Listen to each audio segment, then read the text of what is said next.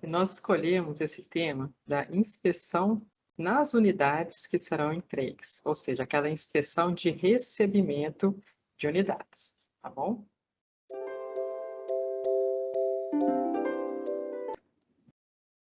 Para quem está começando, né, agora, eu sou engenheira de Sara Lima, aqui da Realizar Engenharia, tá?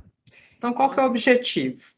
É garantir que o cliente final está recebendo, né, uma boa unidade, tá? Adequada para o que ele esperava, né? Ou seja, tudo que ele comprou vai ser entregue naquele momento que ele receber a unidade, tá? Então, o nosso principal objetivo nessa inspeção da unidade privativa, tá? Esse aqui é um ponto interessante para a gente observar, que esse é um contrato, né, uma tipologia de trabalho que sempre aparece, né, quando a gente começa a trabalhar com essa parte de vistorias, inspeções, o pessoal acaba tendo interesse para fazer também essas inspeções de recebimento de unidade. Tá? E ele é geralmente para altos valores, né? Mas também tem aquelas pessoas que vão receber, né, unidades e desejam fazer a inspeção no seu apartamento, na sua unidade privativa. Tá? Então, assim, tem sempre alguns pontos que nós vamos observar.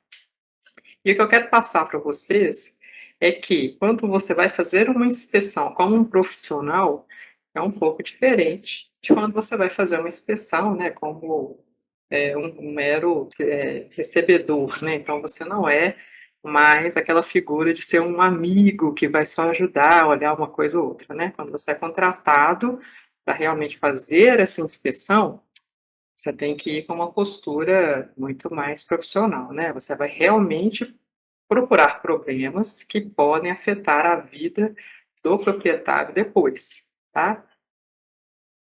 E o que a gente fala é que, assim, eu acho muito engraçado, né, que toda vez que vai alguém receber o apartamento, né, e aí leva um arquiteto, um perito, colega, o cara sempre aparece lá com um baldinho, e o pessoal fica sempre com aquela coisa de levar um monte de equipamentos no dia da inspeção. E eu acredito o seguinte, o balde, ele é interessante, mas ele não é a única coisa que você vai levar, né? Não vai checar só caimento, né, gente? Então, assim, a gente tem que ir um pouco mais além. É claro que é muito válido, né? A gente vê na internet vários vídeos para quem está começando, para quem vai receber a primeira unidade, quem é um leigo, né, e vai receber seu apartamento, primeiro apartamento que a pessoa vai receber, não sabe muito bem o que fazer. Então, você sempre recebe aquelas mesmas dicas, né? Ah, cheque isso, cheque caimento, verifique se o cifrão não está vazando, vê se não tem algum isso, aquilo. E é basicamente coisas mais estéticas, né? Coisas mais de uso que não necessariamente um profissional precisa fazer a inspeção, né? Normalmente, uma pessoa mais observadora, né? O próprio cliente ali consegue fazer. Então, o que eu quero dizer aqui não é que você vai abrir mão do balde, mas é que ele não é a sua única ferramenta. A gente não vai olhar só aquilo que está visível, né? A gente vai ir um pouco mais a fundo, tá bom? Por quê? Eu quero que, além de atestar a conformidade estética, eu quero também atestar se não tem alguma falha construtiva que vai gerar um custo de manutenção para esse cliente, para esse proprietário, tá? Então, é muito mais do que a estética. A estética é até mais fácil de resolver do que alguns problemas que são falhas construtivas que a pessoa não sabe, não tinha conhecimento, recebeu, não passou para a construtora, às vezes perde o período de garantia daquele problema, e aí fica com aquela situação complicada para resolver depois, tá? Então, é um trabalho, né? A gente acumulou aqui vários exemplos de coisas que nós já vimos, né? Ao longo de várias inspeções, tanto de entrega, quanto de recebimento, tá? De unidades privativas. Então, por onde que a gente começa, tá? Então, nós temos 3 pontos principais, que são os aspectos legais, os aspectos técnicos e os aspectos estéticos, tá? De aspectos legais, é realmente garantir que o proprietário vai receber aquilo que ele comprou, tá? Então, é checar o contrato de compra e venda, checar memorial descritivo, o que acontece muito, isso é até, sim, mais comum do que poderia ser, né? É a pessoa, às vezes, contratar e receber propriedade, e aí no memorial descritivo falava que teria um acabamento com X classe, né, de estabilidade e tal, em tal ambiente, e quando a gente chega naquele lugar foi feito um acabamento diferente.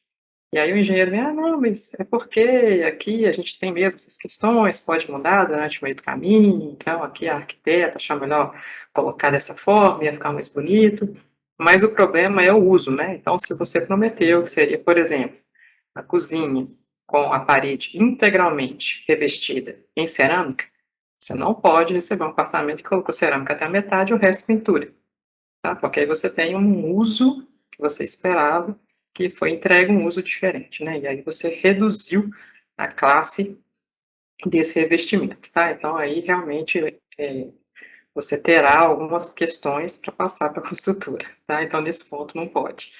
E aí, nesse item é que a gente entra, que esses aspectos legais, você precisa levar isso no dia da vistoria, tá? Levar um documento, pedir, né, para o proprietário se preparar, porque você vai ser o consultor desse proprietário, tá?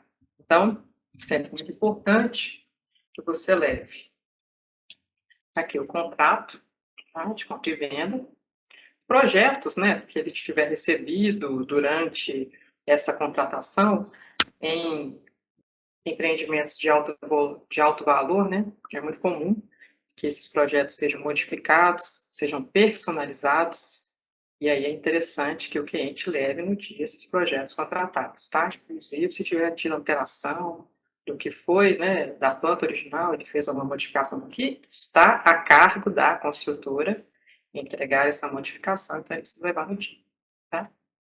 Memoriais descritivos, né? Então, tanto o memorial original quanto o memorial que ele tenha refeito por alguma personalização, é interessante que ele leve isso no dia da vistoria. E também os materiais de venda. Muita gente fica muito apegada, né?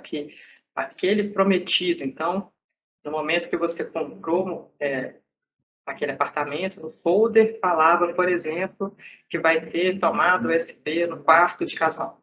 Aí a pessoa absorveu aquela informação e está crendo que vai receber essa tomada lá.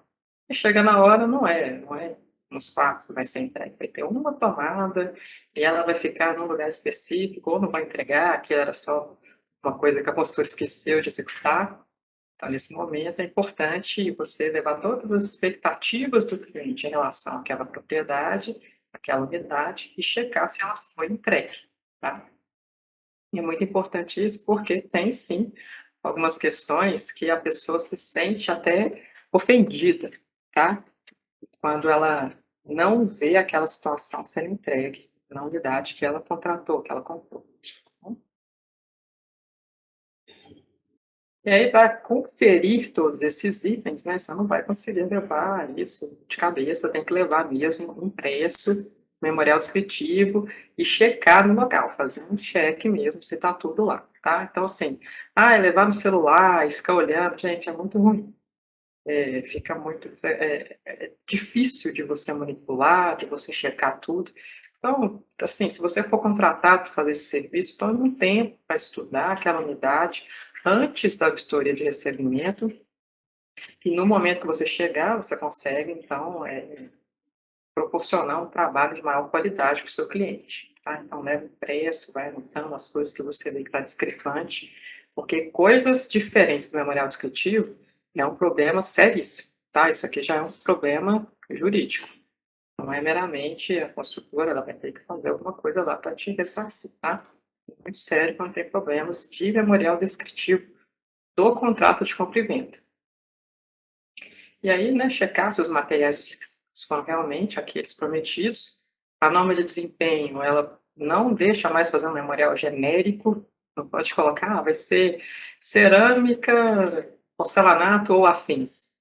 Fica muito vago. Tem que falar exatamente o tipo da cerâmica, qual que vai ser o uso daquele ambiente, então ele precisa pelo menos dar um descritivo de qual é a cerâmica que ele vai usar, de qual é o porcelanato, qual é o grau de rugosidade. Não pode ser uma coisa muito vaga. Não precisa falar por fornecedor, mas as características do revestimento que ele vai pegar, ele precisa falar assim, tá? E aí, com isso tudo em mão, você vai fazer uma análise daquela parte primeiro, né, uma avaliação da parte legal do apartamento, tá? Aí vem os aspectos técnicos e estéticos que também geram um pouquinho, né, da parte legal. Vai começar a parte de análise, tá? Então aqui você vai ter uma situação que é necessário você avaliar mais itens. Eu coloco aqui os técnicos e os estéticos juntos com os técnicos, porque é muito difícil, né, você separar. Quando você vai analisar um rejunte, o rejunte, para mim, é uma característica técnica do revestimento, mas ele também participa da estética, tá? Então, acaba que eles se colocam juntos. Eu quero propor para vocês, toda vez que forem receber, né, uma unidade em conjunto com o seu cliente, é que avaliem muito mais os aspectos técnicos do que os estéticos, né? Dê mais peso para a parte técnica, porque o estético todo mundo vê, né? Agora o técnico, só mesmo que uma pessoa formou, estudou, né? Se orientou para fazer aquela análise que vai saber mais ao fundo.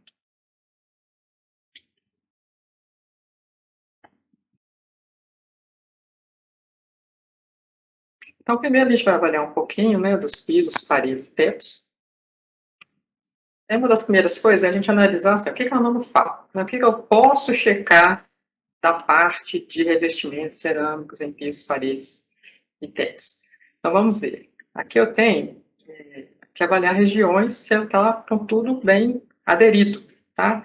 Em caso de dúvida, gente, pode usar sim uma martelinho com a ponta de borracha. Em caso de dúvida, né, você avaliou e aquele revestimento parece um pouco solto, está um pouco estranho, aí eu acho que é válido você fazer um cheque se estiver sentindo que está estranho, tá? Mas assim, via de regra, eu raramente faço esse teste porque a aderência é uma questão, assim, pelo menos algumas construtoras já começaram a se dedicar mais nos ambientes, né, de alto padrão, né, apartamentos de alto valor.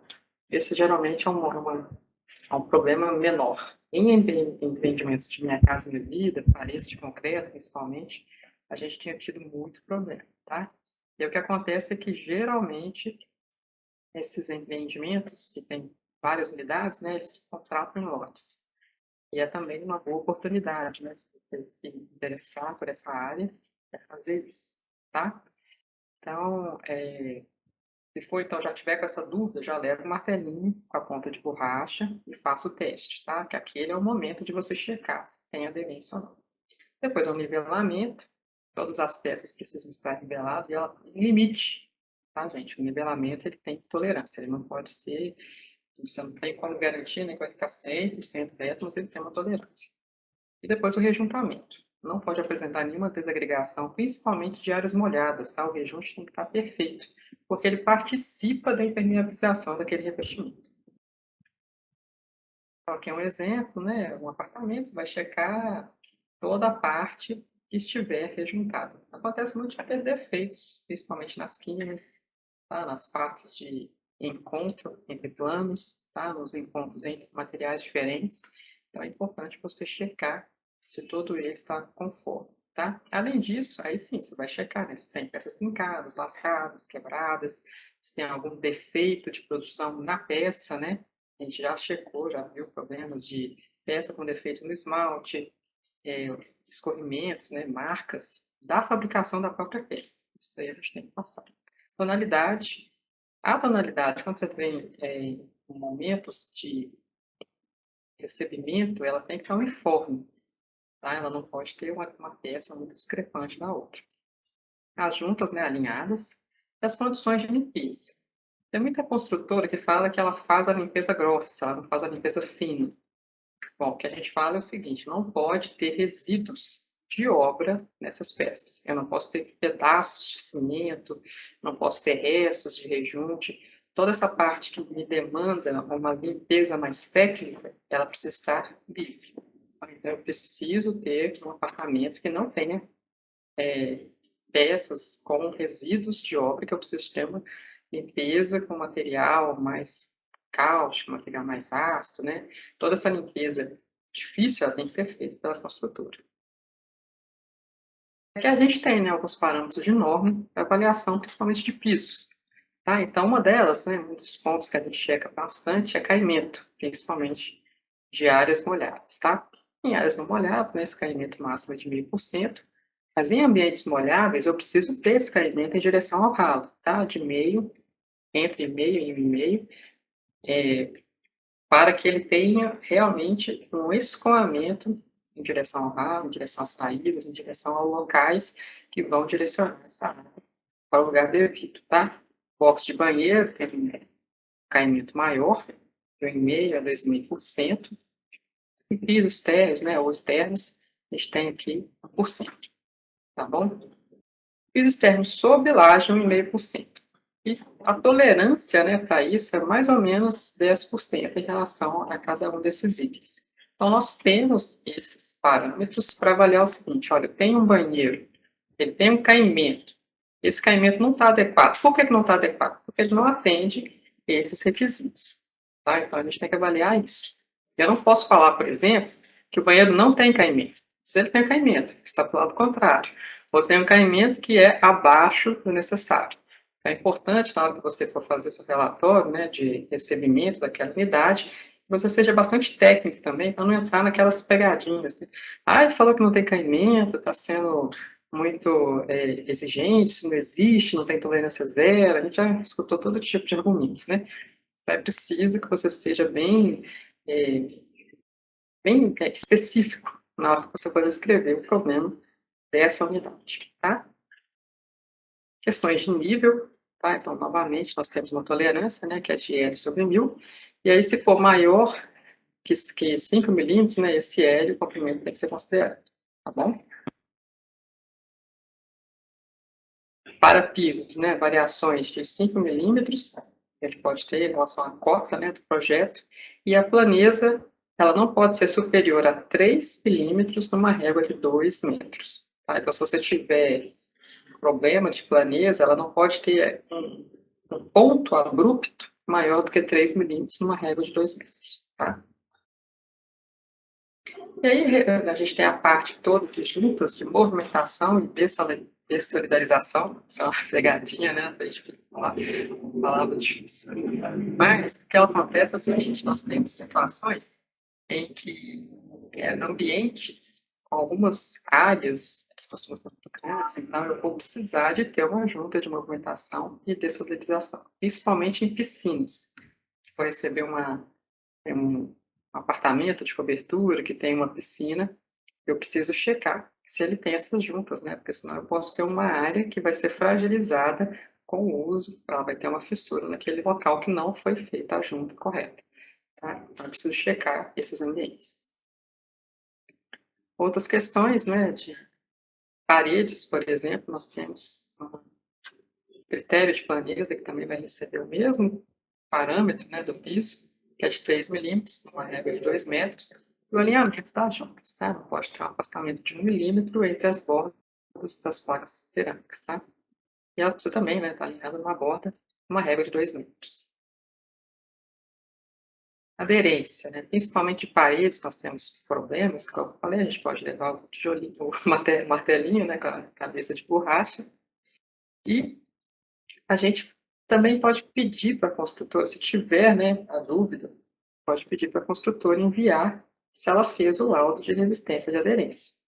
É importante checar, porque em algumas situações nós temos aqueles apartamentos de térreo que possuem, né, a área privativa e eles veem o revestimento da fachada. E se esse revestimento se descola, né, se desprende e cai sobre a área privativa da pessoa, você pode ter um acidente muito grave. Então, se tiver essa dúvida, é importante solicitar esse ensaio para a construtora, tá? Resistência de aderência. No contrapiso, tem alguns critérios de inspeção também, né? Você não pode ter chões ocas verificados, né? Você vai dar algumas batidinhas. Isso porque algumas unidades, a construtora pode prever que vai te entregar o contrapiso. Isso acontece. Então, se estiver no contrato, ou isso mesmo que o cliente receber, você precisa só checar se esse contrapiso não vai gerar um problema lá na frente para o proprietário quando ele for fazer o revestimento dele, tá? Então, observar visualmente, né, nivelamento, ausência de ondulações, inexistências de trincas, né, ou quebras, esse contrapiso ele não pode estar se desfazendo, né, ele precisa estar homogêneo, com uma superfície lisa, pronta para receber o seu revestimento. Notem que contrapiso é diferente, né, de piso no osso, tá? Aqui a gente não está falando daquele piso entregue no concreto direto, né? Estou falando de um contrapiso, tá? Se for essa situação, tem que observar se ele está preparado para receber revestimento. E se o empreendimento tiver, né, algum tipo de tratamento acústico, eu preciso checar se eu posso colocar o revestimento de uma vez, né, preservar alguma característica desse contrapiso para atender o critério de acústica daquele empreendimento. Então, isso precisa estar claro no manual proprietário, precisa estar visual no momento que você for receber esse contrapiso, né? Algumas situações tem, por exemplo, uma tira, né, de isopor em torno de todo o perímetro da área. Então, se tiver essa situação, você vai ter que fazer o seu revestimento, acompanhar esse tratamento acústico, né? Então, você vai ter que saber o que você vai colocar em cima daquele isopor, se você pode acompanhar com o revestimento sem problema, você tem que colocar algum tratamento ali para não provocar uma fissura. Isso tudo tem que estar descrito para o cliente final, tá? Aqui, né, um exemplo de um contrapiso, para você checar no momento. Bom, quando a gente vai checar bancadas, principalmente bancadas, né, em pedras naturais, a gente tem que tomar alguns cuidados também. Primeiro, fixação. Então, algumas bancadas são fixadas, né, com mão francesa, metálica. Então, isso tudo tem que ser checado. Se ela é presa sobre uma parede, se ela tem um outro tipo de fixação. Então, o primeiro ponto é essa. Essa bancada ela não pode se soltar, ela não pode quebrar e machucar alguém que estiver utilizando. Tá? Segundo ponto é o nivelamento, ausência, né, de trincas, quebras ou manchas. Lembrando, né, que se for material natural, uma pedra natural, ela pode ter algumas manchas normais.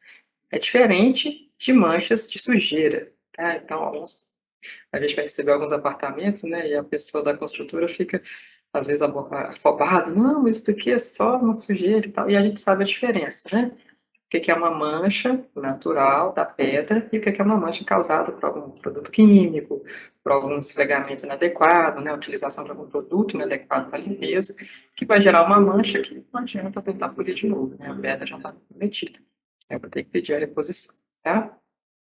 Rejuntamento, né, ele tem que ser um rejunte adequado, principalmente se for pedra natural, ele não é, né, o mesmo rejunte, né, da cerâmica, ele recebe um material diferente, mais adequado para se aderir a pedras naturais, tá? Verificar, né, se é um modelo especificado no projeto, no contrato que você comprou, que o seu cliente, né, comprou. E as condições de limpeza. Novamente, aqui eu não posso ter resto, argamassa, tinta, gesso ou outro resíduo de obra, porque esses resíduos de obra, eles prejudicam a pedra, eles causam um dano real na pedra. Então, aqui, né, um exemplo, o apartamento que a gente checou, então aqui eu estava ok. Um exemplo do que é, né, o ok. Tiver lá na frente, um exemplo do que é não ok. Então, aqui vejo que o 45 graus não ficou correto, né, tem o acabamento da pedra não está bom, né, tem várias ondulações, aqui a quina tem um quebradinho, né, então esse tipo de coisa que eu não consigo corrigir com o cliente, ele não vai conseguir fazer nada aqui, né. Aqui é a pedra que está desalinhada. Dependendo do nível do apartamento, gente, o proprietário pode olhar para você e falar, não, tá bom, tudo bem, vamos receber, tá ótimo. Mas tem gente que vai olhar para isso e vai achar que é um absurdo, não pode, né, tem que trocar. Tem que só avaliar, porque tem coisas que são estruturais, né, tá vendo aqui a mão francesa? A gente primeiro vai checar se ela está estruturalmente estável, né, se está tudo correto, se não tem risco para o usuário, depois a gente avalia a parte estética, tá? Aqui a gente tem um problema que ele é de filtração, né? Essa pedra, e aqui está a cuba. Né? Aqui está a pedra e aqui está a cuba. Tá até a marquinha da cuba. E aqui eles não fizeram, né, o tratamento de vedação adequado entre a pedra e a cuba. Então, a água vai entrar por aqui e vai afetar o armário que a pessoa fez, tá? Então, sempre checar por dentro da cuba se foi feita a vedação adequada. Pintura interna, tá? Então, primeiro, ver a especificação da utilização da cor, se está de acordo com o que foi especificado, né, no memorial descritivo. Inexistência de umidade, né, não posso ter infiltração de água nesse local. E acontece, em algumas situações a gente vê, né, o apartamento acabou de ser pronto, tomou uma chuva, e aí a gente vê que tem uma infiltração, precisa ser corrigido. A observar visualmente, né, a planicidade das paredes e ver se está isenta de ondulações. E verificar uma homogeneidade, né, quanto à tonalidade. Tem alguns problemas, né, às vezes teto em relação à parede tem uma diferença, isso tem que ser observado. E observar se não tem sobreposição de acabamento sobre o outro, né. Então aqui, ó, a gente vai ver se não tem algum escorrimento, algum respingo, algum destacamento, bolha, tá? Não pode ter trinca ou fissura nessa parede, principalmente quando nós temos espalas, né? Tem alguns apartamentos que tem aqueles cantinhos com os pilares que fica horrível, né? Mas tem que avaliar se não tem alguma fissura naqueles pontos, a condição de limpeza, né? Senão, novamente, se não tem resto de obra, pintura, argamassa de outros cômodos, né? Que às vezes afeta aquele local, tá? Tem que estar uma parede lisa, uniforme, limpa e plana. E a melhor forma de checar, né, uma parede pintada é você colocar uma lâmpada no escuro. E aí você vê realmente se ela está plana, se não tem ondulações, porque dependendo da decoração que a pessoa for fazer, se ela for colocar um spot de luz, né, muito próximo da parede, essa iluminação vai filmar todos os defeitos que a parede tem. Tá? Então, se for o interesse do proprietário, né, aí você tem que checar essa parede com mais especificidade, né? Então, checar, leva uma lanterna, coloca, né, tudo escurinho para você verificar se aquela parede está realmente plana, tá? Novamente, assim, não é todos os ambientes que às vezes o proprietário vai querer, né, esse cuidado, mas se tiver um ambiente que ele vai fazer uma decoração mais específica, é interessante que você faça esse check naquele local, tá? Então, se for o caso, leve uma lanterna no dia da inspeção desse apartamento para checar a pintura. Aqui a gente tem alguns problemas, né, que afetam a pintura, que é o cheque da parede, né, desalinhamentos, tá? Sempre tem algum problema próximo da janela. Isso aqui me fala que eu tenho um problema até de impermeabilização dessa janela, né? Eu posso ter infiltração nesse local porque ela não me garante que ela está vedada, bonitinha, né? Se ele teve esse nível de problema para colocar um alisar, pode ser que lá para frente ela esteja com problemas piores, tá? É esquadria. Esquadria é um dos pontos que mais dá trabalho para checar e é o que dá mais trabalho também para o cliente quando ela tem problema. Então, se você tiver uma esquadria com problema, ela dá muito trabalho para resolver. Então, é preciso checar com bastante critério no dia da vistoria. Tá? Então, a primeira coisa é a fixação, tá? Se está tudo ok. Depois, inexistência, né, de lascas, de quebra, de amassamentos. Observar se tem pontos de ferrugem, né, se for uma esquadria à base de ferro. Os vidros não devem apresentar riscos, trincas ou manchas. Eu vou falar como é que a gente checa esses vidros. A inexistência, né, de frestas, observar se a esquadria fechada. Quando tem fresta, porque essa esquadria ela não está alinhada corretamente. Borrachas, né, para fixação dos vidros devem estar bem fixados, garantindo a sua vedação. Essa é a palavra que a gente vai mais martelar em termos de esquadria, né? Esquadria tem que estar bem vedada. Abertura e fechamentos adequados, tá? Ela tem que abrir e fechar com facilidade, com suavidade. A gente já tentou abrir uma esquadria uma vez que assim, era impossível, ela estava super pesada. Isso acontece a falta de alguma regulagem mesmo do fornecedor, né? Ir lá consertar essa esquadria, tá? Então, de vidros, né? A gente colocou aqui do vidro laminado, a norma. O que que acontece? Para defeitos, a norma ela é um pouco complicada, porque ela passa o critério para grandes quantidades de vidro. Então, aquela empresa que trabalha com a esquadria, quando ela recebe o vidro, o que que ela vai ter que checar? Esse é o critério da norma. Quando a gente vai checar a unidade final, ela não tem um critério específico para isso, tá? Mas se a gente for ver o critério da norma para de empresa a empresa, né, você não pode receber um vidro que tem esse tipo de característica, né? Problemas muito pontuais ou problemas, vários problemas numa área grande, né? Então, eu não posso ter um problema muito específico, né? Uma trinca, uma quebra muito específica, mas também não posso ter vários probleminhas, né? Um monte deles numa área mais uma área maior do vidro, tá? Considerando umas chapas, né, de até 5 metros. Então, aqui eu estou falando de fornecedores, fabricantes de esquadrias. Então, esse critério dela aqui, tá vendo? Esses defeitos é dessa norma, né, para vidro laminado. E notem que o tamanho da chapa é um tipo de tamanho que você não vai ver, né, numa unidade privativa. Você vai ver mesmo em fornecedores, em fabricantes, tá?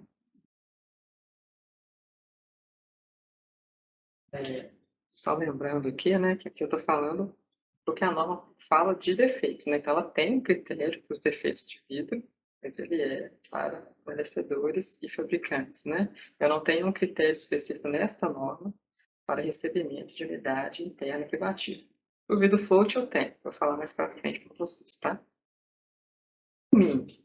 E aqui a norma, né, 12609, ela trata o seguinte: o alumínio e suas ligas, ele pode ter alguns defeitos dentro das interferências, né, de tempo e tudo, que são intrínsecas ao processo de anodização.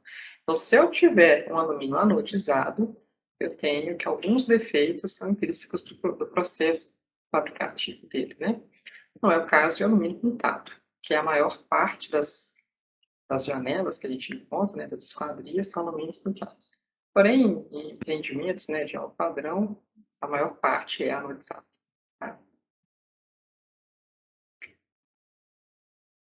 Então, utilizar, né, todas as chaves e trincos, ver o funcionamento dessa esquadria, principalmente as basculantes, né, todos esses carrinhos, as montantes, eles precisam estar funcionando corretamente.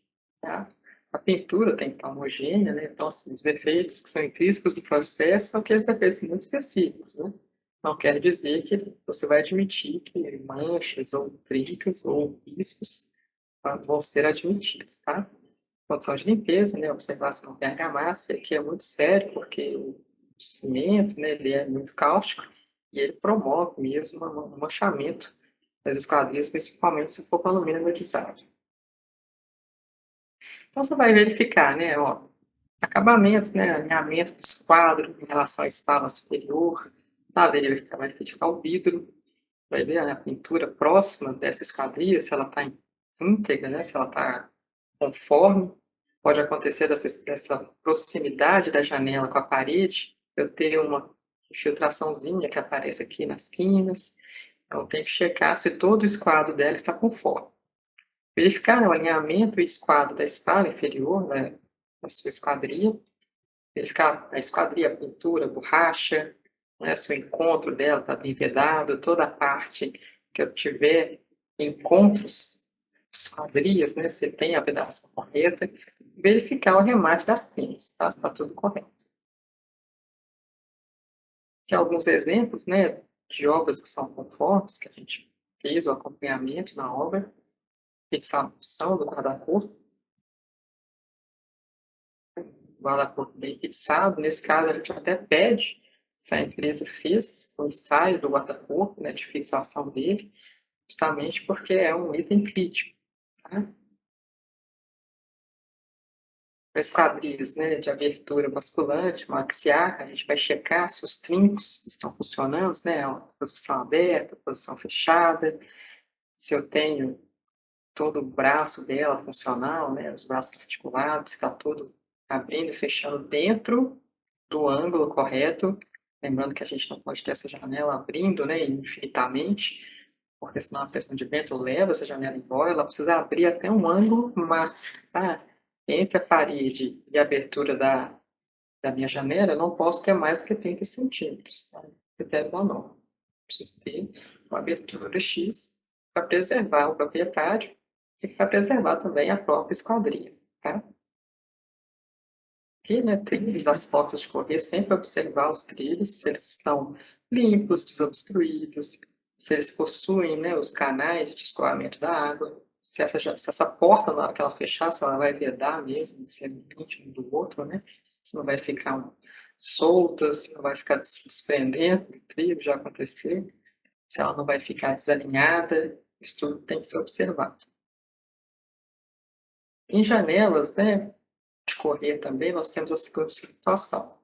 Você precisa verificar se a parte dos encontros dela, né, se os trilhos dessa janela de correr, eles possuem os orifícios para escoamento da água, tá? Eu preciso ter que toda a água que entrar pela esquadria, ela não vai ficar acumulada aqui dentro, ela vai ter por onde escorrer. Então, eu preciso checar se esses orifícios existem, se eles estão funcionais. Outro ponto, né, se tiver esquadria com a persiana integrada, é observar se ela está funcionando corretamente, se todos os aletas se fecham, né, para gerar o blackout, ou se tem alguma que está mais torta. E por último, é checar se ela está funcionando, abrindo, fechando, se ela tranca mesmo, se é fácil, né, destrancar e abrir, ou se ela tem alguma dificuldade, se ela está travando em algum momento, tá? Aqui a gente tem alguns exemplos de problemas, tá? E aqui são problemas um pouco sérios. Veja nesse caso que o meu piso da varanda, esse aqui é uma varanda, né? Observe que eu estou vendo o mundo lá fora. E aqui eu tenho um piso interno, que é a sala, tá? Esse ponto é o mesmo desse daqui. Eu tenho a sala, e nessa situação aqui, eu tenho o piso alinhado. Sala e varanda estão no mesmo nível, né? Então, toda a água que entrar aqui, ela tem condições de passar e entrar para a sala. Esse é um problema muito sério, né? Eu não posso permitir que a água da chuva entre na sala. A pessoa colocou um tapete, colocou seus móveis aqui. Se chover muito forte, essa varanda ela vai ter água entrando por ela, e essa água vai entrar pela parede, entrar pela porta, invadir a sala. É um tipo de situação que você tem que reportar para a construtora, né? Ela vai gerar um transtorno para o seu cliente. E é um transtorno caro de resolver, tá? Toma só uma água, gente, só um minutinho.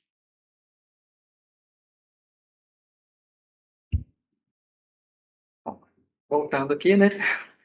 Então, esse é um dos itens que é super caro de resolver. Eu preciso passar para a construtora para ela dar a solução. Por que que ela pensou isso? Por que que ela achou que ela poderia fazer a varanda e a sala no mesmo nível? A própria norma, né, principalmente a norma de desempenho, fala que isso não pode acontecer.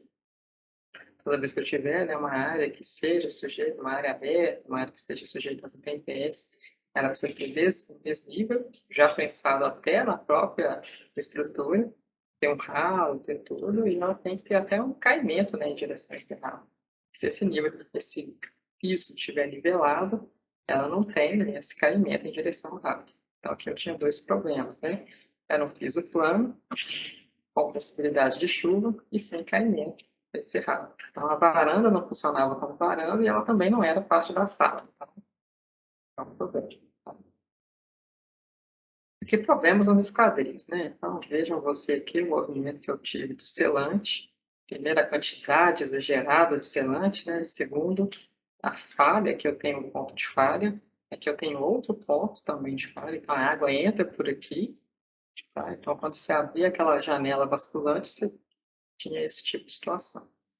Né? Aqui, ó, eu tenho também um selante também. Aqui eu já tenho a borracha de vedação se desprendendo da janela antes de começar a usar. Eu já tinha problema na janela, tá? Isso acontece porque às vezes a fachada é feita muito antes, né, da entrega do empreendimento final. Eles começam, fazem a fachada toda, então a fachada externa fica prontinha e começa a trabalhar por dentro do empreendimento. E aí você já começa a ter algum tipo de patologia nessa fachada. Vejam aqui, né, que eu tenho também uma abertura nesse ponto de entrada de água. E essa água ela não fica aqui dentro, né, da fachada, ela vai para dentro, no interior da unidade da pessoa, né, da unidade pedagógica. Aqui é a mesma coisa, né, tem um ponto em que a água pode entrar, porque a vedação da borracha não está adequada. Aqui o nosso problema é o seguinte, essa é uma área técnica, vejam que aqui é uma área técnica, né? Não é uma varanda, né? A janela está aqui, né? Aqui é uma área técnica, tá? Para instalação de ar-condicionado. O problema é que eu vou ter pessoas entrando nessa área, vai pular a janela, obviamente, e vai ficar atuando por aqui, vai colocar o equipamento, vai fazer toda a instalação, e isso daqui não é um guarda-chuva, tá? Isso daqui é só um brise, e ele tem mais efeito estético do que é técnico, né? Então a fixação dele é muito simples e ela não segura os seres humanos. Então, se a pessoa, por algum motivo, né, passar mal ou se desequilibrar e tentar suporte para esse brise, ela vai cair. Então, eu tenho um problema que é muito sério, né? Porque se eu tiver, você, como um proprietário, que contratar uma pessoa para fazer um trabalho de ar-condicionado aqui dentro, o que pode acontecer é ele se machucar. Então, veja aqui como é que era, né, a instalação desse brise. Primeiramente, ele colocou aqui um gaste, e depois, ó, ele colocava esse parafusinho aqui, para segurar esse brise. Isso não é um guarda-corpo, tá? Então, quando eu tenho essa situação, eu tenho um problema de acesso. E todo funcionário que entrar nessa área, ele precisa estar seguro, né? Ele precisa ter uma situação de segurança para trabalhar. Se ele sofrer um acidente, a culpa é do proprietário ou do condomínio, né? No caso aqui, como é a unidade privativa, a responsabilidade seria do proprietário. Ah, então olha a seriedade, né? Ele poderia ter um problema de segurança do trabalho nas mãos porque teve uma, uma falha desse acesso, uma falha de manutenibilidade, tá? Que é prevista na norma de desempenho. Então, o que ele tem que fazer nessa situação? Ou ele faz um guarda-corpo adequado, e aí admite que aquela área vai ter, né, um acesso, e pode fazer isso daqui. Ele vai colocar uma ancoragem, tá? A mesma ancoragem que eles utilizam na cobertura, estrutura da cobertura, fazer a manutenção, né, das áreas técnicas, e aí a pessoa vai ter que entrar paramentada e ela faz a instalação que ela precisar, né? Entra pela janela e faz a instalação que ela precisar. Não confiando no Breeze, né? Considerando que o Breeze ele é meramente ilustrativo, como se ele não existisse ali, ele é só estético, ele não serve como guarda-corpo. Então, esse é um ponto para ser observado, tá? Toda vez que eu tiver um empreendimento, tiver uma área técnica para colocar ar-condicionado, e ele não é um guarda-corpo, é só um brise, ele precisa ter um acesso mais seguro para esse funcionário. Pode simplesmente ser uma ancoragem sem tratamento, não pode ser só um brise, né? Sem uma ancoragem para que esse profissional consiga trabalhar com segurança. Qualquer queda, qualquer machucado que ele tiver, é um problema para o proprietário, tá? Então, essa é a pecinha que a gente precisa ter para fazer a manutenção adequada. Isso se for um bris, né? Se não for um guarda-corpo de verdade. Para portas, né? Vai checar as portas, o que, que a gente vai olhar? A fixação dos batentes, as guarnições, ferragens, né? Não pode estar solta, não pode ter trinca, lascas, ranhuras, quebras, rebarros, né? A gente tem muita porta pronta hoje em dia, então ela vem naquela caixinha e às vezes a obra tenta manter aquele plástico, né, protetor, mas é uma faca de dois gumes, né? Porque às vezes tira aquele plástico e aí tá super sujo lá dentro, arranhou e ninguém percebeu. Então, precisa checar nesse momento se a porta ainda está funcional, né? Se ela não está torta, se ela não empenou, se ela não tem algum problema que pode ser mais sério para resolver depois. Tá? A abertura da porta, né, para o lado correto, tem algumas portas que devem abrir para fora, principalmente quando a gente vai receber empreendimentos, né? Interesse social, nós temos algumas unidades que são PNE, a abertura da porta tem que ser para fora, em alguns casos, e aí quando a gente chega, a abertura está do lado contrário. Então, precisa checar isso também, tá? E utilizar as chaves, né, para ver se elas estão abrindo, fechando de forma funcional. Algumas coisas a observar visualmente, outras coisas a testar, né?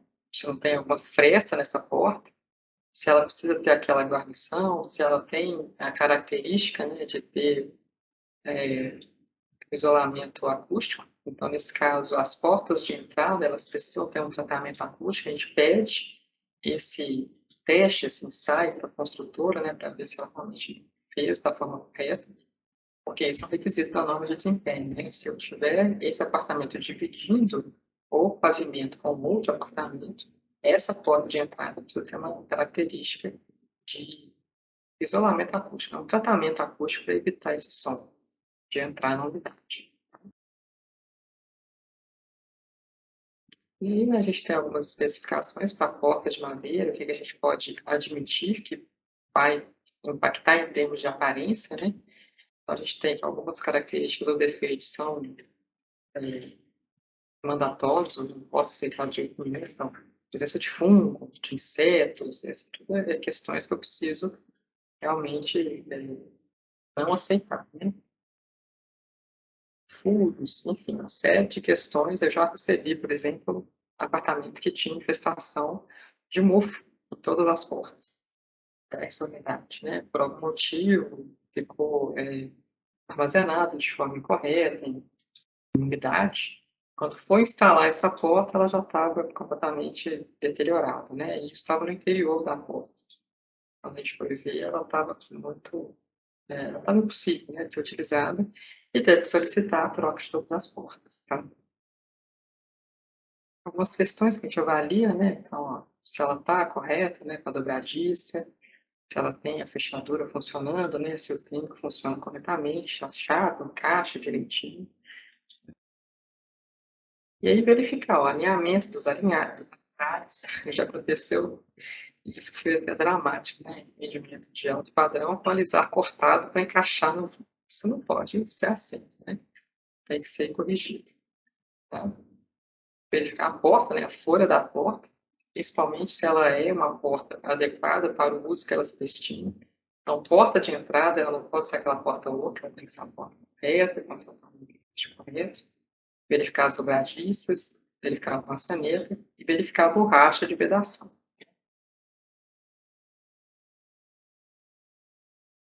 E a gente tem a parte, né, dos hidrossanitários. Coloquei tudo num pacotão só para a gente poder analisar. Então, a primeira coisa do sanitário, gente, é a fixação, né? Ele não pode estar solto. Essa parte da caixa acoplada tem que estar bem fixada. Eu já peguei caixa acoplada solta, né? Que é um risco terrível. Lembrando que a porcelana, né, é um material da cerâmica, né, dos sanitários, ela é corte cirúrgico, né? Então, ela se quebra, o corte dela é profundo. Acidentes gravíssimos, né, de pessoas que se machucaram com o sanitário e tiveram assim, cortes profundos nas pernas, nas coxas. Tá? Então, é muito importante checar se ela está com a fixação adequada. Tá? Depois, observar visualmente, né, as características dela, se não tem manchas, trincas. Verificar vazamentos. Tá? Acontece muito de ter o vazamento na entrada de água ou na saída, né, de esgoto em volta aqui. Vou checar esses dois locais, né, a entrada de água da caixa acoplada. Observar, né, essa parte de vedação toda aqui, ó, essa vedação ela tem que estar bem certinha. Ela tem que estar uniforme, ela tem que estar bem homogênea, não pode ter partes soltas, não pode ter buracos, né? O silicone não pode estar ressecado. Por quê? Qualquer problema que eu tiver aqui, ele reflete imediatamente no cheiro, né? A vedação que eu tenho aqui, ela contribui para impedir que esse cheiro retorne para dentro da unidade, tá? Dá, né? Você vai utilizar esse sanitário, ver se não tem algum tipo de vazamento após a sua utilização, né? Então, vai acionar o dispositivo de descarga, acionar, se ele tiver aquele do flush, né? Aciona um, ver a quantidade de litros que saem, por segundo, e ver se está corretinho, tá? Observar a distância da luz em relação à parede, ela não pode estar grudada, né, na parede e ao ponto da caixa acoplada estar muito próximo da pessoa que estiver sentada e ficar desconfortável para utilizar o sanitário. Tá? Esse é um ponto que a gente checa bastante. Tem muito erro nisso. Então, deixa o sanitário desconfortável. Tá? Condições de limpeza, né? Então, eu não posso ter novamente nenhum aspecto que vai prejudicar essa, esse tanto a louça quanto o metal, né? Porque eu posso ter esses produtos, né, de obra, eles são realmente muito danosos para qualquer tipo de superfície um pouco mais delicada.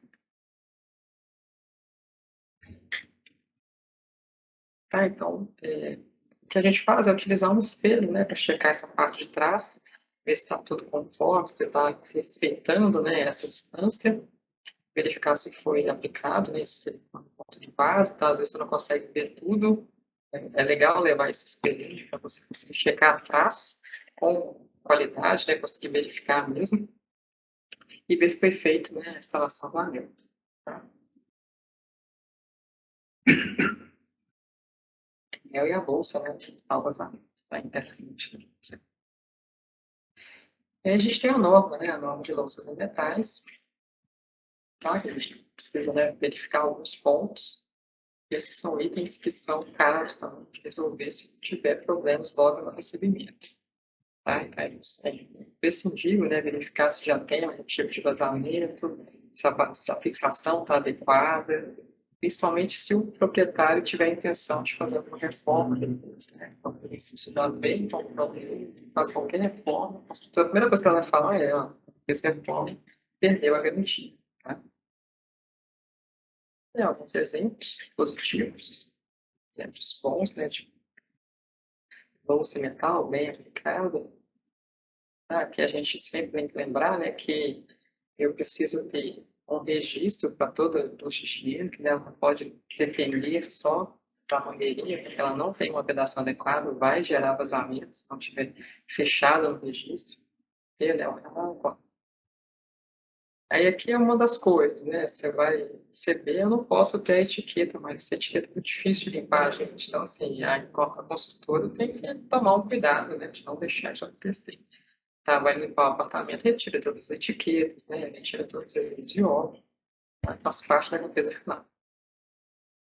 Se você tiver, né, esse tipo de situação aqui, que é esse ralo linear, checar, abre o ralo, vê como é que está a situação do ralinho inteiro, né? Porque esse linear, a função dele é criar uma única direção de escoamento da água, ela vai se direcionar para esse ralo, que é ótimo.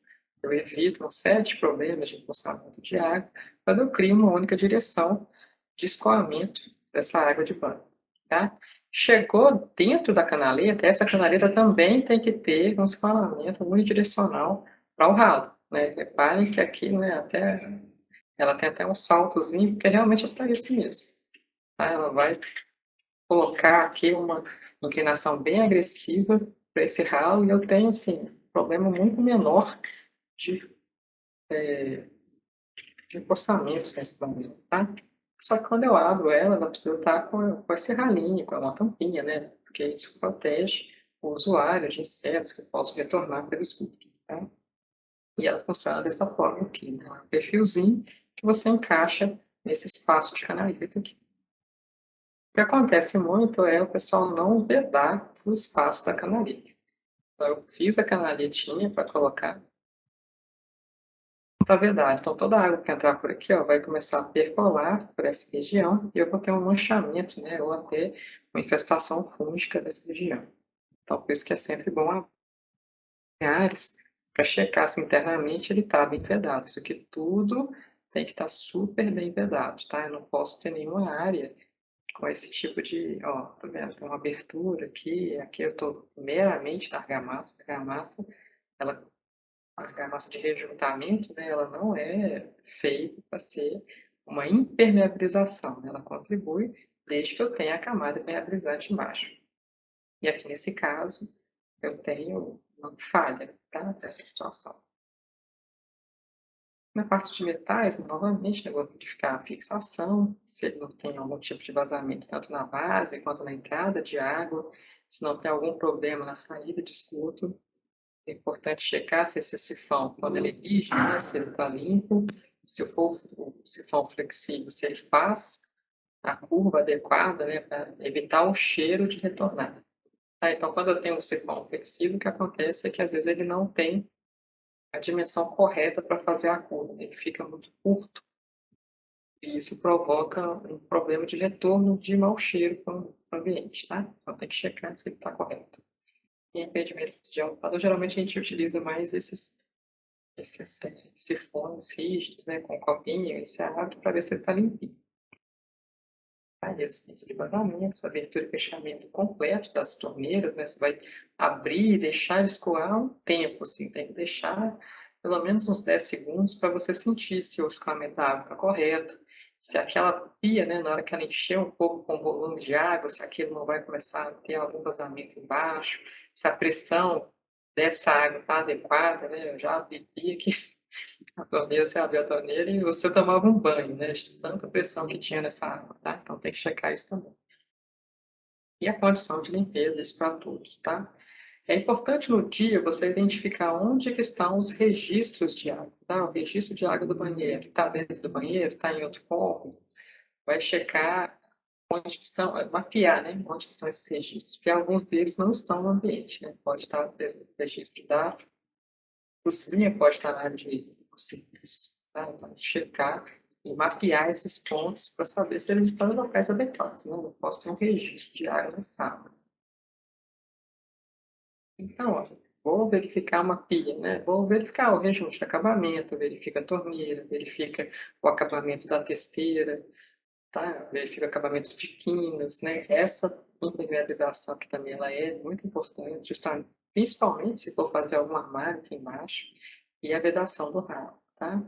E aqui, quando você for checar, né, embaixo da pia, realmente enfia o cabeção de baixo e checa se não tem um vazamento, né, próximo à parede ou aqui, na região do sifão, né, se a água não está escoando por aqui, tá? Os registros, né, de banheiros que tem água quente, que é só um exemplo para vocês verem, né? Aí, aqui, tá vendo? É esse aqui que eu estava falando do sifão flexível. Ele precisa fazer essa curva. Tem alguns que ficam assim, ó. Essa curva aqui, ela não veda o mau cheiro. Eu preciso da curva, porque aqui eu vou ter água, né? Toda essa região aqui eu vou ter água. E essa água aqui impede o cheiro, né, que provém da tubulação de esgoto, de retornar para o ambiente. Se eu não tiver essa situação aqui me faz ter mau cheiro, tá? Eu tenho, né, o sifão com o copinho, né, que é um sifão rígido. Eu preciso abrir esse copinho, ver se ele está limpo. Se ele estiver entupido, eu tenho um problema que eu preciso reportar para o construtor, né? Principalmente entupimentos com materiais de obra, né? Resquícios de obra. Então, sempre checar, né, a questão do higiene, se ela tem um registro. Quando é entregue pela construtora, eu preciso checar se ela tem um registro e o acionador na mangueira, tá? Eu não posso ter só o acionador na mangueira, senão eu vou ter um vazamento com certeza. Por quê? Esse acionador não suporta essa pressão toda que vem da água, tá? Ele é bem mais simples do que um registro mesmo. Checar, né, se não tem vazamento em volta do sanitário. Aí, quando eu falo do espelhinho, porque às vezes essa área que é difícil, né, de acessar, todo banheiro é amplo assim, aí você precisa pegar um espelhinho para checar se toda essa área aqui está correta, tá? Banheiros, né, quando for checar a banheira, é a mesma coisa, né, toda a parte em volta da banheira precisa estar bem acessível, está limpa, precisa checar se tem ralo nos lugares adequados, tá? Se a torneira está funcionando corretamente, aí eu faço o mesmo teste, encho o banheiro com volume de água adequado, né, para ver se tem algum ponto que aparece vazamentos, infiltrações, tá? A presença de água que você não estava esperando que ela fosse aparecer naquele lugar. Aí precisa checar. Ar-condicionado. Tá? Aqui a gente já mudou para outro assunto, que geralmente passa um pouco desapercebido quando você vai receber o ambiente. O primeiro ponto é checar se o proprietário contratou aquele serviço. Tá? O segundo ponto é entender se o que ele contratou foi entregue. Porque às vezes ele contratou instalação com equipamento, com tudo, ou não, às vezes ele contratou somente a infraestrutura do ar-condicionado. Tá? Então a gente vai ver aqui uma situação que é, se ele contratar só a infraestrutura, o que ele vai receber? Aí depende do que a construtora prometeu. Tá? Então ela prometeu só o disjuntor de entrada no quadro e a passagem nas vigas. Esse é um ponto. Então, ele não vai receber praticamente nada. Ele só pode ter ele tem um aceite de que aquele empreendimento consegue receber um ar-condicionado, né? Mas ele vai ter que contratar tudo, a rede frigorífica, vai ter que, inclusive, passar o cabeamento lá do disjuntor até o ponto. E aí, o que ele vai ter que verificar com a construtora é como que ele vai fazer esse ar-condicionado. Tá? Quais são os pontos que ele pode colocar, o que a construtora pensou, né, de caminho dessa rede frigorígena, porque nem todo lugar dá para passar. Então, mesmo que ela tiver deixado essa passagem na viga, ele não está vendo onde é que está a viga, né? Então, qual que é o ponto que está essa passagem? Está mais ou menos na ponta da parede, está mais para o meio? Isso a construtora tem que passar para ele. Se a info for essa passagem, né, para uma previsão para ele passar essa rede frigorífica. Agora, quando a consultora já entrega a rede frigorífica, fica um pouco mais fácil. Ele vai colocar só a instalação desse ar-condicionado. Ele já tem a tubulação pronta. Então, nós temos essas duas situações. quando a consultora entregar infra, eu tenho níveis de infra diferentes. Pode ser só essa previsão de passagem, né? Você ter a viga já furada, ou ela pode te entregar a tubulação já instalada. Quando ela te entrega a tubulação já instalada, é geralmente uma caixinha, né? Que ela já deixa aqui, ó. E aqui você vai ter a sua rede. Opa, peraí. E aqui nesse pontinho, você vai ter a sua caixinha. Essa caixinha, ela vai ter lá dentro a pontinha da rede frigorígena para você encaixar o ar-condicionado. Então, aqui seria o ponto, né, que você vai instalar a sua condensadora. E naquela laje de técnica, né, você vai colocar a... Mentira, aqui você vai colocar a evaporadora. E na parte externa é que você vai colocar a condensadora. Geralmente, a consultora já passa qual que é o local, né? Que é uma varanda técnica ou uma área no térreo que ela separa para você colocar. Ou, se for o caso de colocar direto na fachada, quais são os pontos que você pode furar, qual mão francesa que a pessoa pode utilizar. Isso tudo tem que estar descrito no manual do proprietário. Nunca, né, faça da cabeça do cliente. Instrua ele a pedir essa informação da construtora. E aqui no caso a gente vai ter o pontinho, né, de elétrica. Tá? Então ela tem que passar todas essas informações. Se eu tenho uma infraestrutura, qual que é o tipo de infraestrutura, e se eu tenho todos os 10 pontos para entregar esse ar-condicionado. Se eu tenho uma carga no quarto, qual que é essa carga máxima, qual que é a quantidade máxima de BTUs que ele pode instalar no ar-condicionado, e qual que é o posicionamento ideal da máquina. Quando ela já entrega a rede instalada, fica fácil, né? Ela coloca isso daqui e você consegue identificar qual que é o ponto. Quando ela não coloca, ela tem que te passar o caminho. O que ela não pode fazer é colocar essa rede frigorífica, então você tem que sair caçando aqui onde que está, né? Ou ela não te falar que onde está passando a passagem das vigas, né? Então você tem que colocar isso. E a gente tem que checar isso no dia do recebimento. Porque se ela prometeu a rede frigorífica, onde que está então o ponto de entrada do ar-condicionado?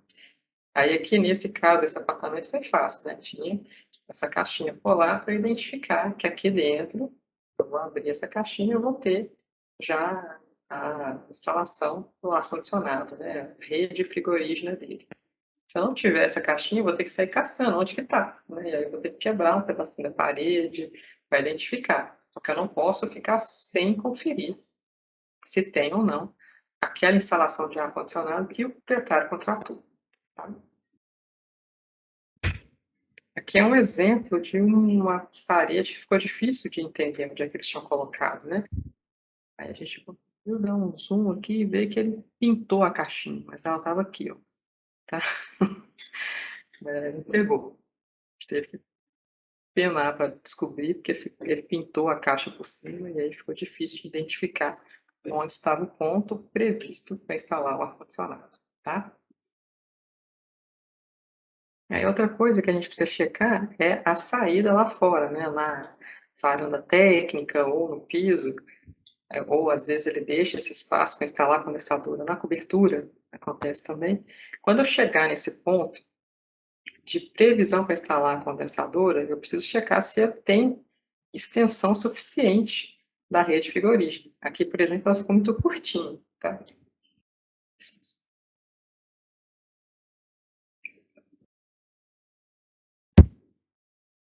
Só tomar uma água. Então aqui ela ficou muito curta, a rede frigorífica. Ó, ele vai ter que fazer, o instalador, né, vai ter que fazer uma emenda. E emendas não são muito bons de fazer no material de cobre para colocar no ar-condicionado, você pode ter um problema com vazamento posteriormente, tá? Então aqui ele até ficou bem organizado, né? Mas ficou muito curta, tá? Esse é um ponto que você tem que checar também, porque senão vai dar mais trabalho. Inclusive, alguns instaladores podem cobrar mais caro por ele ter que fazer esse adendo aqui, né? Porque ele vai te cobrar o valor desse cobre, vai te passar tudo, né? Então, ele vai ficar mais caro essa instalação, porque ele vai ter que fazer uma emenda que não estava previsto. Então, o ideal é deixar pelo menos 60 centímetros. Aqui ele deixou, né, até uma quantidade boa de cobre, mas também não fechou a parte, né, que está saindo, você tem um acabamento horrível, mesmo que seja uma varanda técnica, né, isso aqui não pode acontecer, né, deixar tudo aberto, assim, se entrar água, vai danificar a fachada, pode danificar até o cômodo de baixo, então é muito complicado ter essa situação, tá?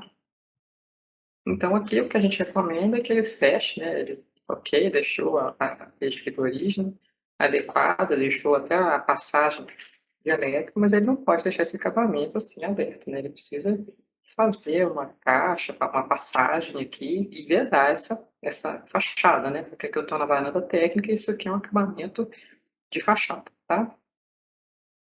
Aqui ele deixou o acabamento, mas assim, tá muito desorganizado, né, gente? Então, quando ele vai entregar um apartamento, você precisa checar se ele vai ter condições de acessar, né? Então, aqui eu estou na varanda técnica e a tubulação está saindo de um buraco aqui, né? Então, se ele for fazer a instalação, vai ficar difícil ele conseguir colocar essa condensadora de uma forma correta, confortável, né? Ele vai ter que espremer ela aqui, tá?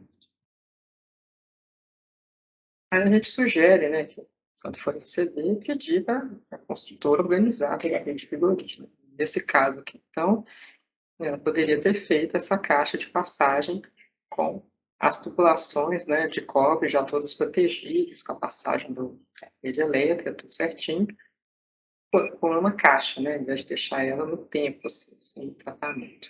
Deixar simplesmente solta, né? Inclusive, algum bicho, coisas podem entrar por aqui.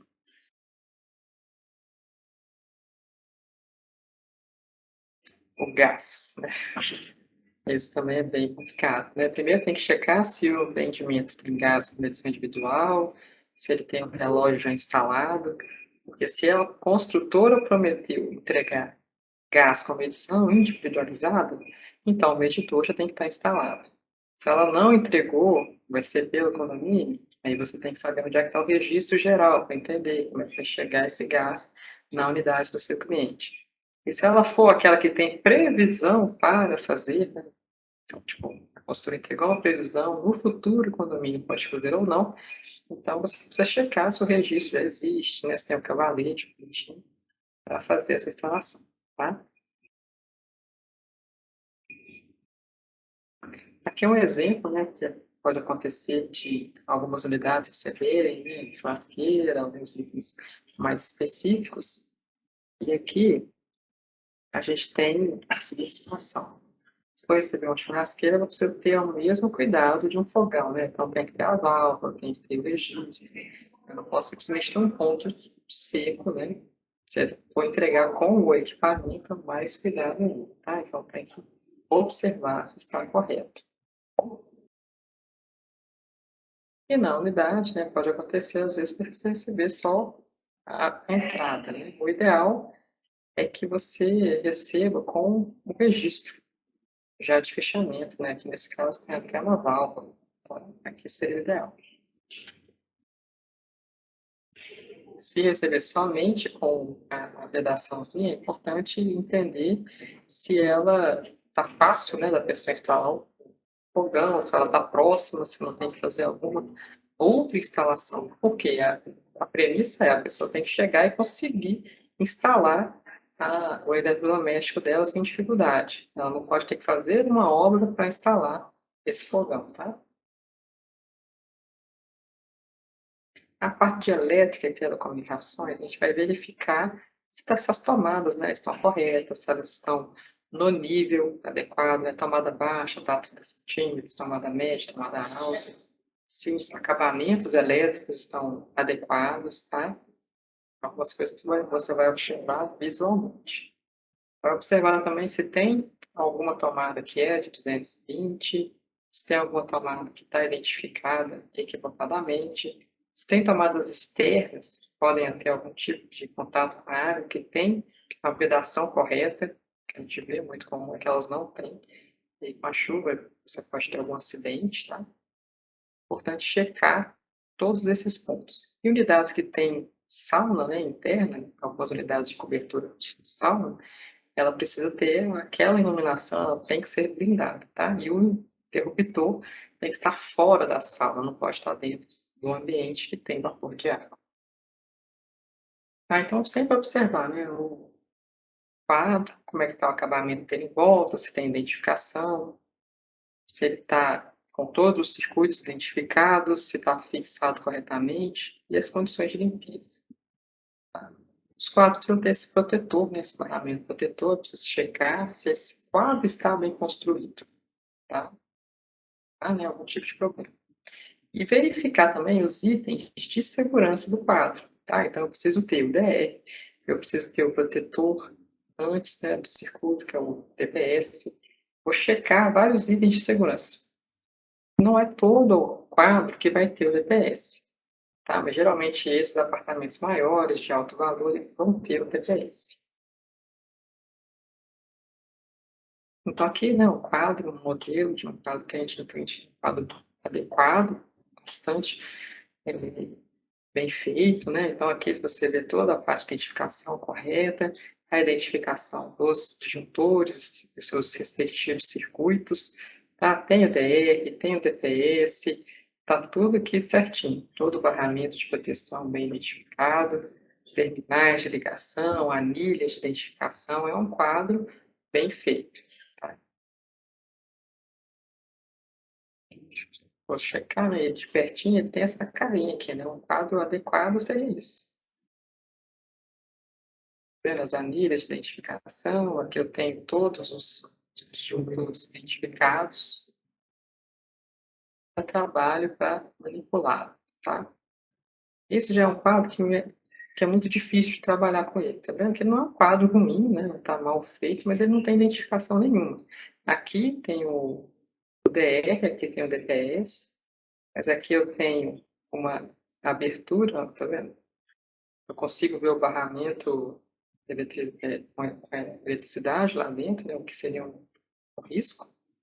E todos esses disjuntores, eles precisam estar identificados, tá? Aqui eu preciso ter aquela advertência, preciso ter um raiozinho indicando que aqui tem eletricidade. Eu preciso garantir ao máximo que alguém não vai mexer nesse quadro sem ter pelo menos um mínimo de conhecimento de que esse quadro é um equipamento hostil, né? Ele pode, sim, causar um acidente, tá? Aqui, em casos de banheiras, né, e espaços, eu não posso ter pontos elétricos nas proximidades, principalmente pontos de 127, 220 nPa. Então, assim, a partir de 1 metro, a gente pode ter pontos de 12 volts, mas sempre com bastante cuidado. Então, eu vou checar se esse equipamento está bem vedado, se ele não tem nenhum risco de ter algum tipo de presença elétrica num corpo com água, né? E aqui aconteceu exatamente isso, ó. Vocês checarem, tem uma tomada bem aqui, ó, do lado da banheira. Isso aqui está super errado. Mesmo que o cliente tenha pedido, tenha contratado, ele não pode, você, né, como profissional, você não pode aceitar uma coisa desse. Porque o cliente é leigo, ele não tinha noção do risco que ele está correndo em colocar uma tomada do lado da banheira. Então, você, como profissional, vai falar, isso aqui não pode, tem que ser corrigido de imediato.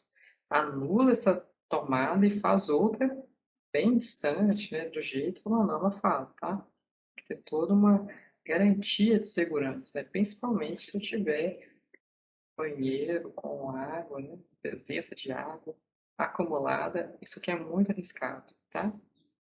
Então tem que observar e coibir totalmente. Quando tem alguns banheiros que não tem a troca, né? Não tem janelas, nós temos os ventokits, né? Que são os mini ventiladores. Então tem que checar se eles estão funcionando, quando eu acendo a lâmpada, né, se a ventoinha ela dispara e ela faz essa troca. É, inclusive, importante checar que, se esse banheiro for utilizado para banho, essa troca ela precisa ser mais rápida do que um VentoKit de lavabo, por exemplo. Então, esse VentoKit de banho, banheiros com box, ele precisa trocar esse ar com mais rapidez, né? A cada 20 minutos ele precisa trocar esse ar completamente, absorver todo esse vapor de água e direcionar para o lugar adequado. Não pode ser o mesmo VentoKit do lavabo, tem que ser uma troca de ar mais eficiente, tá? E aqui, né, os quadros de telefonia seguem o mesmo padrão, o celular identificado, segundo na hora que eu abrir, é interessante que esses pontos estejam pelo menos sondados, pode estar obstruído, tá? E algumas conferências extras, né, você vai receber esse apartamento junto com o seu cliente, é preciso indicar também alguns pontos. Em alguns casos, ele pode ser entregue com o teto no uso.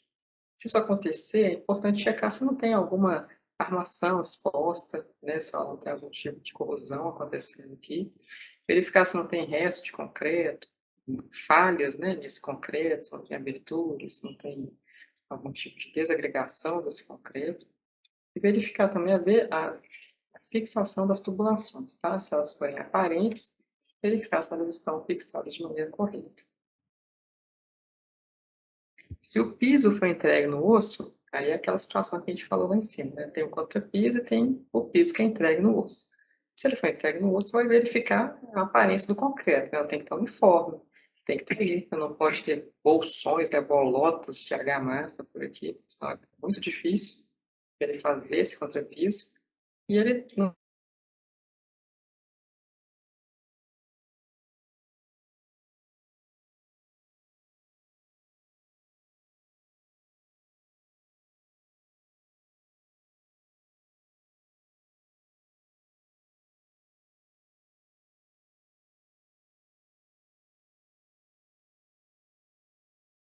A gente deu uma travadinha aqui, voltamos. E aí, nesse ponto aqui, você tem que checar se ele está uniforme, se ele está plano para a pessoa fazer um revestimento sem dificuldades, tá? Outro ponto que você vai checar também é questões do elevador, né? Se aquele elevador parar dentro da unidade, o que acontece muito comumente, né, em apartamentos de alto valor, você vai checar o acabamento, né? Alinhamento da peça que faz o acabamento do elevador, verificar, né, os acionadores, se eles estão alinhados, se eles estão limpos, se eles estão funcionando corretamente, tá? No hall, né, eu tenho alguns apartamentos que a gente recebe no hall e ele tem toda aquela parte de padrão, de hidrômetros para você checar, tá? Então eu vou verificar esse hall se ele tem, se está, né, disposto o padrão de luz, né, o relógio de verificação da energia elétrica. Eu vou checar, basicamente, se ele está identificado, né, se está fechadinho, está lacradinho, tá? Aqui seria um shaft, né, de hidráulica, e o ideal seria que ele estivesse sempre assim, né, identificado, com todas as partes mostrando qual que é o direcionamento da água, né, qual que é a direção do escoamento. Tem algumas questões, só que o escoamento é oposto ao que a gente espera, né, principalmente ventilação. Então é importante checar se esses shafts estão bem organizados, a pessoa vai conseguir utilizar, né, para o uso que eles destinam, que é justamente a manutenção, tá? Parte de shaft de telecom, a mesma coisa, né? Eu tenho que abrir e conseguir enxergar, entender, estar organizado lá dentro. Infelizmente, não é o que acontece. Então, aqui seria o exemplo de um bom shaft. Tá? Então, aqui está todo mundo alinhadinho. Aqui está vendo que eu tenho a previsão para a entrega do gás. Eu tenho a cavalete, né, para colocar um relógio medidor de gás aqui. E aqui eu já tenho entregue, né, os hidrômetros para água fria e água quente. E aqui eu tenho, né, a identificação, está pequenininha, dá para ver que tem a identificação aqui, do apartamento. E é isso que eu preciso. Preciso que esteja, né, claro, o tipo da tubulação, o uso dessa tubulação. O cliente, né, final, tem que conseguir abrir e fechar o registro da unidade dele com facilidade, sem erros, né, de fechar a unidade do vizinho sem querer. Então tem que estar bem identificado. E ele tem que estar assim, limpo, organizado, principalmente shaft de hidráulica, que é interessante que ele tem um ralo. As pessoas não estão vendo, mas tem um ralo aqui no cantinho, porque se tiver algum vazamento, ele não vai inundar o ralo, né? Ele vai ser direcionado para esse ralo, tá? Aqui é o exemplo de um shaft muito comum, mas que não está muito legal, né? Então, aqui ainda Tá até melhor do que vários chats que eu já vi que estavam assim, horríveis. Mas tá vendo? As tubulações, aqui até a parte de telecom, mas tá tudo com os arames, né? Tá sujo, cada pedaço tá de um jeito. Aqui a partezinha de elétrica bem tá fechada, a caixinha de elétrica. É, assim, é um shaft que tá ruim, né? Aqui o shaft de hidráulica, você vê que essa, você está supondo que é água quente porque o hidrômetro é vermelho. E aqui eu estou supondo que é água fria, mas não tem identificação. A identificação do apartamento está com fita crepe. Isso daqui vai soltar com um mês. Então é um shaft que, olha, não identifica quais são as tubulações. Podia pelo menos colocar, né, uma fita, uma forma de mostrar quem que é água quente, quem que é água fria, quem que é esgoto, quem que é ventilação, quem que é pluvial, porque eu preciso de saber dessa informação para o cliente dar a manutenção, se ele precisar, tá? E aqui não tem. Então, esse é um shaft ruim. E no momento do recebimento do seu apartamento, é preciso passar isso para a construtora. Como é que a pessoa vai fechar o registro da unidade dela se ela não consegue identificar qual deles que são, né? É preciso passar isso para a construtora também, tá? Tudo que for relacionado àquela unidade, eu preciso checar. Vaga de garagem, né? Todo mundo acha que vai receber uma vaga de garagem fenomenal. E é preciso checar no dia, porque pode acontecer da vaga que ele está achando que a dele não é. Então, ele pode ter entendido o mapa de vagas errado, ou pode ter havido alguma troca, ou pode ter havido algum erro pelo próprio corretor, né? Acontece. Então, tem que checar no momento que ele for receber se a vaga que ele acha que é dele mesmo. Tá? Se tem uma identificação que você consegue relacionar com a vaga dele. Geralmente, elas estão identificadas com o número da prefeitura. É muito raro, né, a construtora que já coloca o nome do apartamento na vaga. Se fossem todas né, dessa forma, estava ótimo. Mas geralmente é aquele númerozinho, assim, tem um 23 aqui. Aí você tem que ir lá no mapa de vagas e identificar que o 23 é a validade de sempre. Tá? Então, isso nem sempre está claro. E você precisa ajudar o seu cliente a identificar e checar se essa vaga está adequada. O que acontece é que às vezes ela pode não estar. Aqui é um exemplo que a construtora fez. Ela colocou uma tubulação de diâmetro largo, né, bastante grande, que influenciou na altura total da vaga. Então, se a pessoa tiver um carro mais alto, ela vai ter dificuldade de utilizar essa vaga de garagem, tá? Então, aqui é preciso passar para a construtora, ela tem que dar uma solução. Bom, porque vaga de garagem, a altura é 2,20 metros. Você vê que ele perdeu 13 centímetros da vaga dele. A gente tem que pensar que a vaga ela é um volume, né? Ela não é uma área. Então, a vaga são 3 dimensões, né? Ela tem uma dimensão de altura também, tá? Não é só vaga de comprimento.